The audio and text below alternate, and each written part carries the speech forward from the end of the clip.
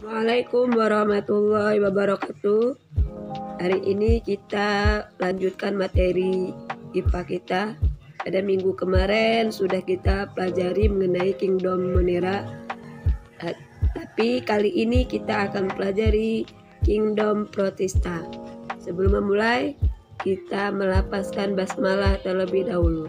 Bismillahirrahmanirrahim.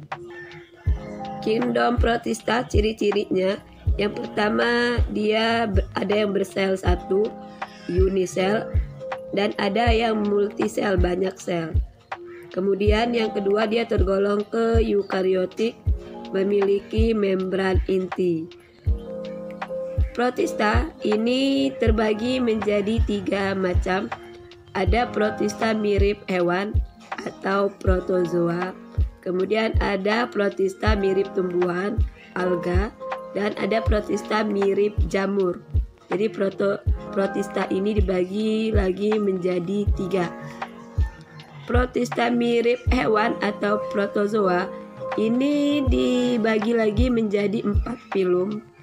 Yang pertama Rhizopoda, kemudian Flagellata, kemudian yang ketiga Ciliata, dan yang keempat Sporozoa. Ini dibedakannya berdasarkan alat geraknya. Kalau Rhizopoda ini bergerak dengan kaki semu. Kemudian kalau Flagellata ini bergeraknya bulu cambuk atau flagel. Kemudian Ciliata ini bergeraknya dengan bulu getar atau ciliata. Kemudian Sporozoa ini tidak memiliki alat gerak.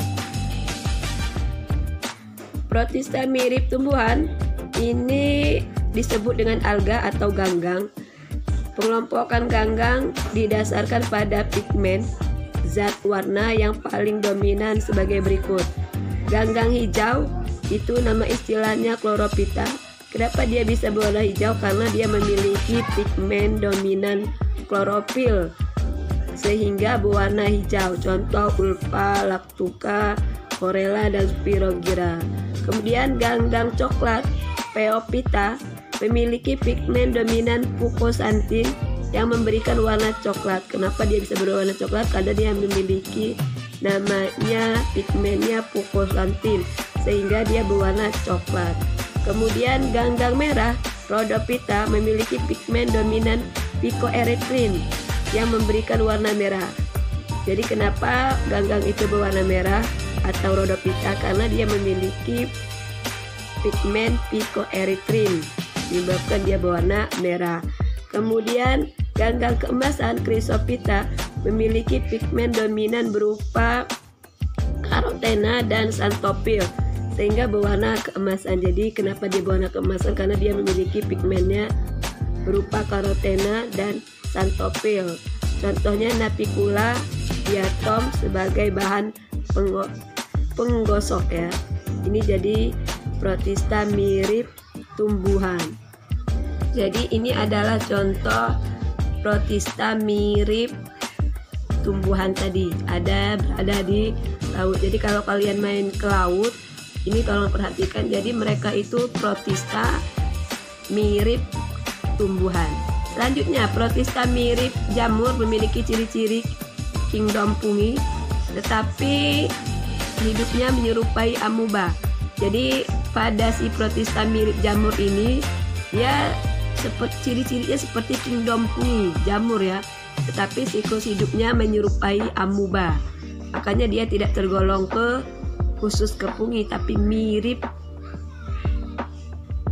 jamur. Selanjutnya protista mirip jamur ini ada 2, jamur lendir Myxomycota, kemudian jamur air Oomycota. Jadi ini contohnya, tolong diperhatikan gambarnya ya. Berikutnya kita akan bahas mengenai kingdom fungi. Fungi itu atau jamur. Ciri-ciri kingdom fungi atau jamur. Yang pertama, tidak memiliki klorofil sehingga tidak dapat berfotosintesis. Jadi pada fungi itu tidak dapat melakukan proses fotosintesis karena dia tidak memiliki yang namanya klorofil. sudah mempunyai selaput inti atau eukariotik. Sel terlindungi oleh kitin.